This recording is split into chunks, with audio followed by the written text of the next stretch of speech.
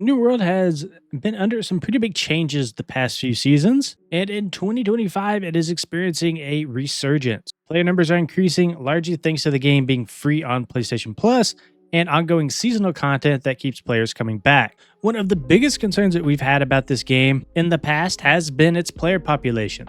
Back in August 2024, peak concurrent players was just about 5,000, and today that number is more than doubled. So when you include console players, that community feels very vibrant and active again.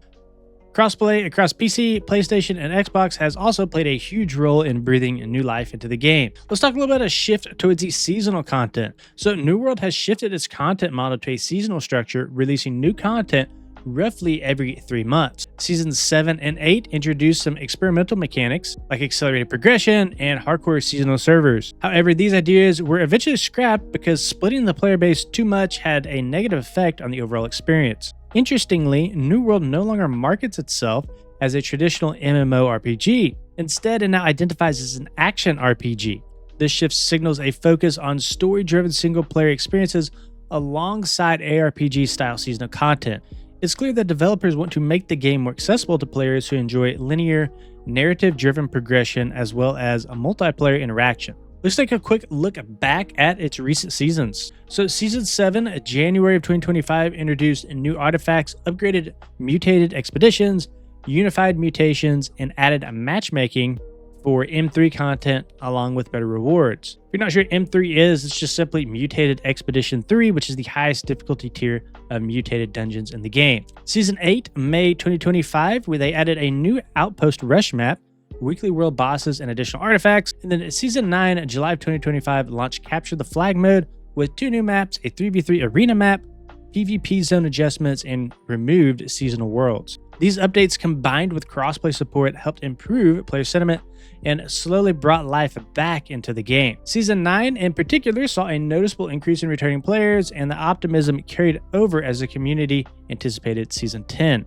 Now, Season 10, titled Nighthaven, is arguably the most ambitious update yet. It feels more like a full expansion than a typical seasonal release, offering players a wealth of new content. There is a new zone, Nighthaven, which is a gothic-inspired area with a vampire and sort of werewolf theme featuring a foggy forest, eerie ruins, and catacombs, and the environment is visually stunning and adds a new layer of depth to the world. Season 10 also has catacombs, procedurally generated dungeons for up to 3 players. These dungeons introduce a high-risk, high-reward mechanic where players can decide between pushing deeper for better rewards or escaping safely. Difficulty escalates as bosses are defeated, and players can use in-mode power-ups to boost their abilities. There's also a 10-player raid, the Isle of Knights. This challenging raid features multiple bosses, light puzzles, and a variety of enemy types, requiring careful coordination and top-tier gear. There's also the Outpost Rush, a new vertical map with underground passages, jump pads, and strategic points of control.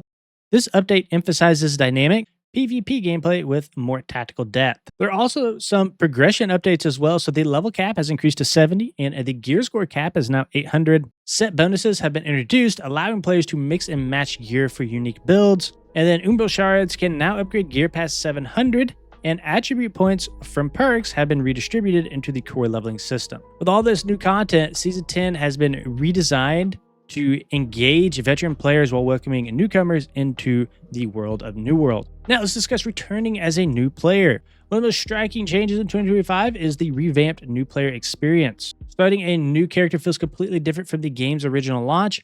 Players will choose an archetype like Soldier, Ranger, Swordbearer, or Mystic, which will determine your starting weapons and give you a sense of playstyle through the game that remains fully classless.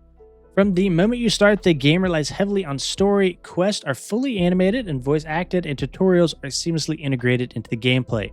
Early zones like Windswood, Everfall, and Brightwood feel alive and immersive, and the world is dense with vegetation, integral buildings, and wildlife, as environmental design is one of New World's standout features. Fast travel is plentiful, making exploration easier, and the combination of verticality, climbing, and swimming adds a dynamic element that many MMOs still lack. And what's an MMO without mounts? Some mounts have also been added and making traversing the land just in general more enjoyable. And the new Soul Trials replace earlier dungeon content with the main story. These solo challenges allow players to engage in challenging content without needing a group ensuring that progression remains accessible even if the population is lower in some areas. In terms of visuals and atmosphere, even though New World first launched several years ago, revisiting now feels fresh. The game's graphics have been improved, especially with the console release, and the lighting, environmental effects, and sense of scale are incredibly impressive. Compared to the modern Unreal 5 MMOs, New World's proprietary Lumberyard engine still holds its own and even still feels unique.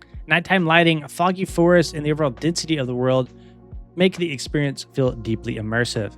Now, why does it feel different? So returning to New World in 2025 feels like revisiting a familiar world that has grown and evolved. Player density is higher thanks to crossplay, the story-driven main quest is engaging, and the seasonal content keeps the game feeling alive. Even the combat feels slightly more powerful relative to the enemies, making progression feel smoother and more satisfying. The combination of story, exploration, and visual immersion creates a compelling reason to return, even for those who had previously drifted away. In conclusion, New World in 2025 is a game that has evolved significantly from its launch. The seasonal model, crossplay support, revamped new play experience, and the Nighthaven update makes it feel like a fresh, vibrant MMO worth exploring. Whether you're a returning veteran or a brand new player, now is an excellent time to jump back in.